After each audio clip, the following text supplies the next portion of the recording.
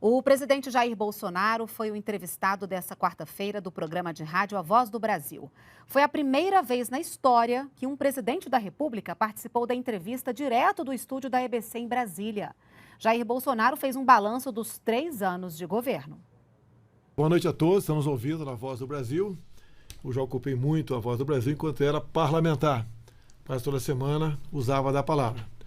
Hoje eu quero primeiro agradecer a Deus pela minha vida e também a Deus e pelo povo, que em grande parte me deu essa missão para estar à frente do Executivo. Estamos aqui hoje para prestar contas de um pouco do que aconteceu nos últimos 3 anos. Afinal de contas, não podemos esquecer, desses 3 anos, 2 embaixo de pandemia. Muita dificuldade, muito sofrimento para o povo, mas o Brasil está vivo e se recuperando. Presidente, a gente vai começar essa entrevista falando do Auxílio Brasil, que é o novo programa social do governo. Em janeiro, 17 milhões e 500 mil famílias foram beneficiadas, um recorde na história dos programas sociais no país. As parcelas mínimas de R$ 400 para os beneficiários estão garantidas até o final deste ano? Não, é um programa que é eterno, veio para valer.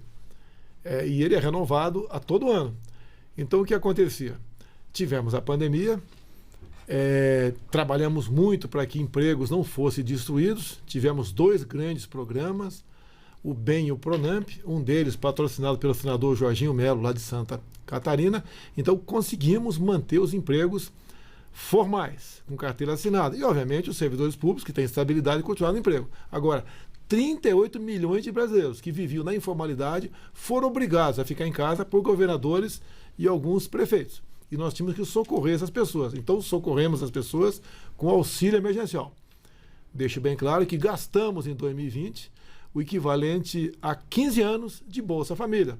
Gastamos com auxílio emergencial. Bem, o tempo passando, nós passamos e temos o dever de colaborar na reinserção, mesmo na informalidade, desses 38 milhões que foram afastados. E fomos ver que o Bolsa Família equivalia, em média, R$ 190 por mês.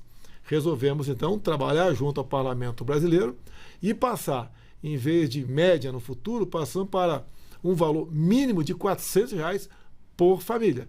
Isso entrou em vigor em dezembro do ano passado. Agora, em novembro, concluímos o segundo pagamento. E 17 milhões de pessoas se inscreveram no programa. Ele foi majorado, tendo em vista os informais, que tiveram dificuldade em voltar ao mercado de trabalho.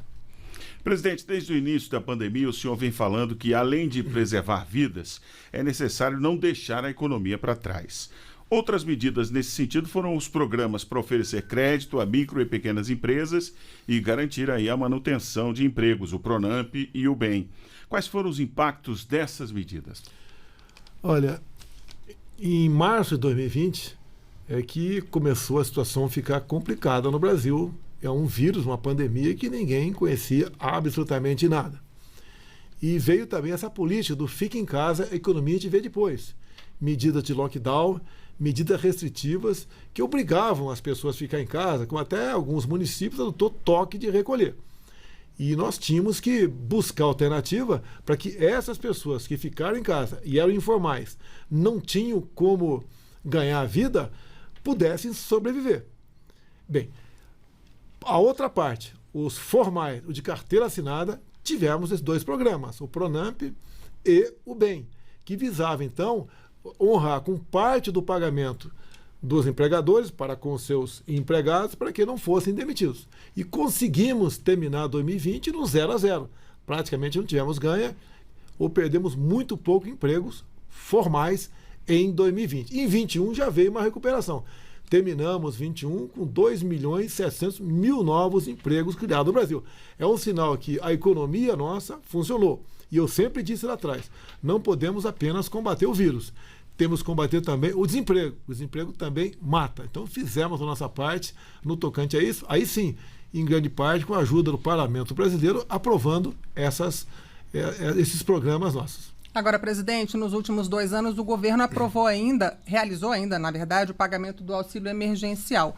Como é que esse auxílio ajudou a população a enfrentar os impactos econômicos causados pela pandemia? E o governo vê os resultados desses pagamentos na ponta, na economia? Já tem resultados? Tem resultado porque foram, na verdade, 68 milhões de pessoas que receberam, no primeiro momento, 2020, 5 parcelas de 600 e 4 de 300. Lembro que, naquela época, a média do Bolsa Família era R$ 190. Esse dinheiro, obviamente, os mais necessitados compraram alguma coisa, fizeram a economia movimentar, ajudando na arrecadação para estados e municípios. Então, o que manteve a economia viva, além de manter, obviamente, um mínimo de dignidade para esses informais, foi o auxílio emergencial. E eu repito, nós gastamos de auxílio emergencial em 2020 o equivalente a 15 anos de Bolsa Família. Então não justifica quando alguns me acusam, no caso, de não ter sensibilidade com os mais necessitados. A prova está aí. São números que não deixaram a economia sucumbir.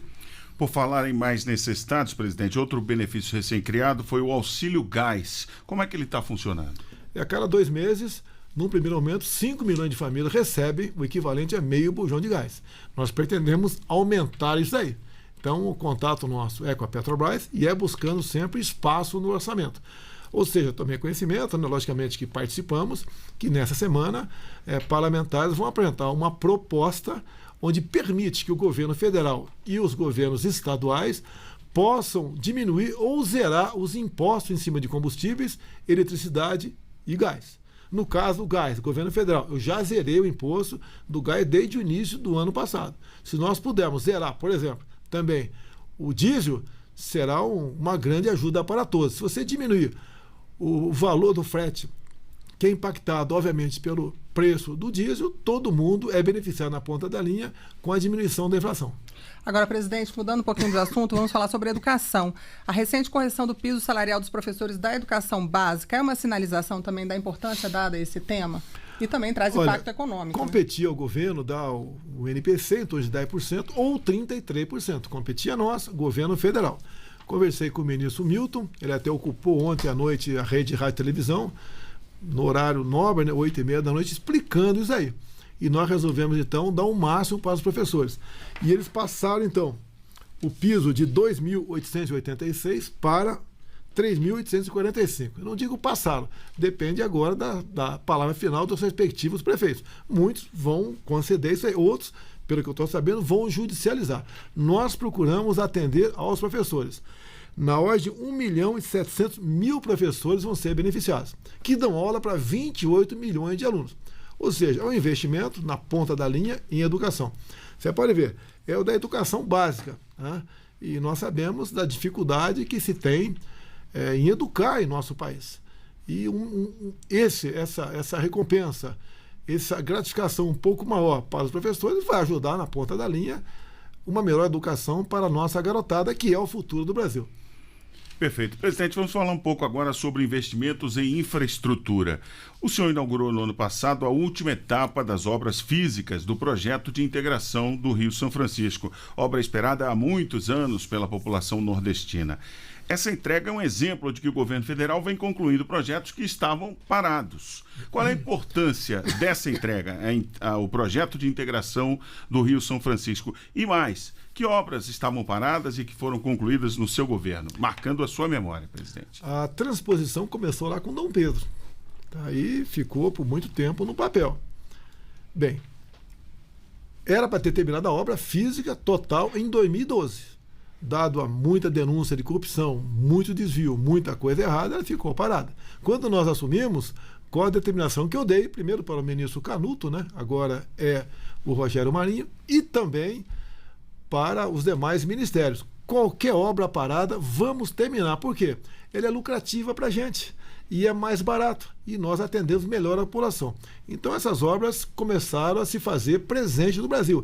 Tinha obra, por exemplo, com a BR-163, era desde o Presidente Gás, o que faltava apenas 50 quilômetros, que desafogava todo o que se produz no centro-oeste para a região noroeste do Brasil. Então foi um trabalho do Tarcísio, apenas 50 quilômetros, pouca coisa, feita pelo Exército Brasileiro, que desafogou aqui uma via de transporte que tínhamos muita dificuldade, porque em época de chuva, 6 meses por ano, você demorava em média 10 dias para passar com um caminhão por ali. Então esse é um pequeno exemplo do que foi feito.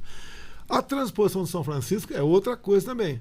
Investimos maciçamente nisso. Falei com o Rogério Marinho, falei com o nosso ministro também, Paulo Guedes, que não podia faltar recursos para concluir o São Francisco. Na próxima semana estaremos no Nordeste, concluindo, entregaremos então todo o eixo norte, né, que chega até o Rio Grande do Norte. Então no dia 8 estarei em Jati, no Ceará, e São José de Piranhas, na Paraíba. E no dia seguinte, em Jucurutu, né, na barragem de Oiticica, e também em Jardim de Piranhas, no Rio Grande do Norte. Inclusive, estão preparando uma grande jeguiata para me recepcionar na região. Agora, é uma satisfação muito grande, que não é a primeira vez que eu vou ao Nordeste entregando obras que têm a ver com a água. A satisfação é enorme. Nós aqui estamos no Centro-Oeste, estamos em Brasília, quem é do Sudeste, da região Sul, não vê grande dificuldade tocante à água. Mas para aquele povo nordestino, a água é tudo. E com isso nós estamos dando um golpe mortal na indústria da seca, bem como estamos diminuindo o gasto, um carro-pipa que chega a nós de R$1 bilhão por ano. Estamos atendendo, então, essas pessoas. Temos mais coisas a apresentar. Em março, vou estar com o Exército Brasileiro, também no Nordeste, mostrando o trabalho do Exército em cavar poços artesianos.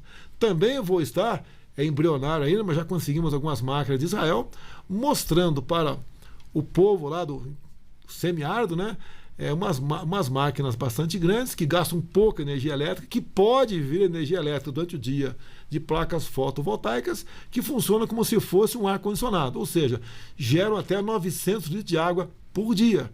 Então, água é vida, água é essencial. Também priorizamos esse assunto, essa questão, para o nosso Nordeste brasileiro. Agora, presidente, durante a pandemia, o Brasil conseguiu números excepcionais relativos ao processo de bancarização para pagamentos do auxílio emergencial. Além disso, houve a criação do PIX pelo governo federal. O senhor considera que isso trouxe melhorias de vida para o povo brasileiro? O PIX é uma revolução. Tá? Eu não tenho os números aqui, mas tem mais de 100 milhões de pessoas que usam o PIX. Tá? E é uma coisa que todo mundo tem. E é grátis. Por exemplo, dados do ano passado, o sistema bancário deixou de arrecadar, com operações que seriam feitas de outra forma, R$5 bilhões. Então, isso é dinheiro que ficou no bolso dos trabalhadores. Então, foi uma maneira inteligente por parte do Banco Central de trazer esse pessoal para dentro dos bancos através do PIX. Presidente, o governo recentemente ampliou a isenção do IPI para compra de carros novos até 2026. Pessoas com deficiência, taxistas, são beneficiados com essa medida. A novidade é que pessoas com deficiência auditiva agora também têm direito a essa isenção. Isso é mais um incentivo para o consumo e para movimentar a economia, né? Esse benefício acabou no final do ano passado e tinha que ser renovado o ano passado também. Provocamos o parlamento nos atendeu e nós sancionamos então a prorrogação por mais 5 anos da isenção de IPI para taxistas e pessoas com deficiência. E a novidade, entrou nessa conta os deficientes auditivos. Então, isso, como você bem disse, ajuda no mercado automobilístico, porque em sendo um pouco mais barato, o preço dessa mercadoria dá uma maior procura. Então, todos, no meu entender, ganharam com isso. Presidente, voltando aqui para a área de educação, o governo está permitindo a renegociação de dívidas de jovens recém-formados com o FIES, o Fundo de Financiamento Estudantil. Quais os benefícios dessa medida? Olha, o FIES foi muito bem-vindo. Mas o que aconteceu? A garotada se formava e tinha dificuldade de arranjar um emprego ou criar a sua própria empresa. E veio a pandemia e tudo se agravou. Que nós levantamos, até 2017, 1.070.000 jovens que haviam terminado as suas faculdades com o FIES estavam inadimplentes. Então, o que nós resolvemos fazer com essa garotada? 1.700.000 jovens. Né? Junto à economia, junto ao ministro Milton, que é da educação, criamos ali uma maneira deles deixar de ser inadimplente.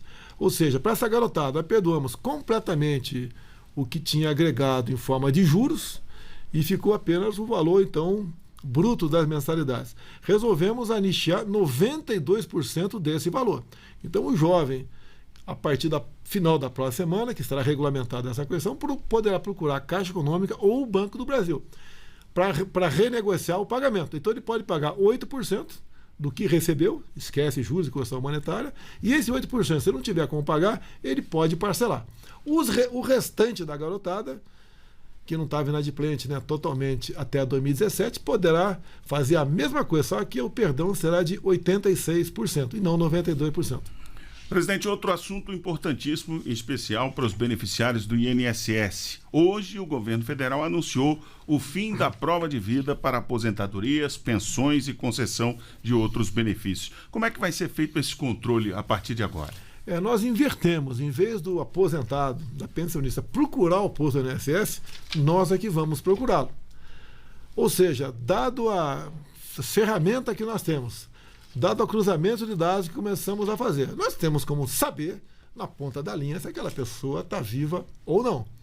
Então, o que vai sobrar de dúvida para nós será 0,00 alguma coisa, uma questão ínfima. E não é justo você fazer 99,99 alguma coisa por cento de pessoas procurar o posto do INSS para dizer que está vivo. Então, isso daí é uma medida até humanitária, patrocinada pelo ministro Onyx Lorenzoni, invertendo, então, o ônus da prova. O INSS que vai procurar o aposentado, caso nós venhamos a ter dúvidas se ele está vivo ou não.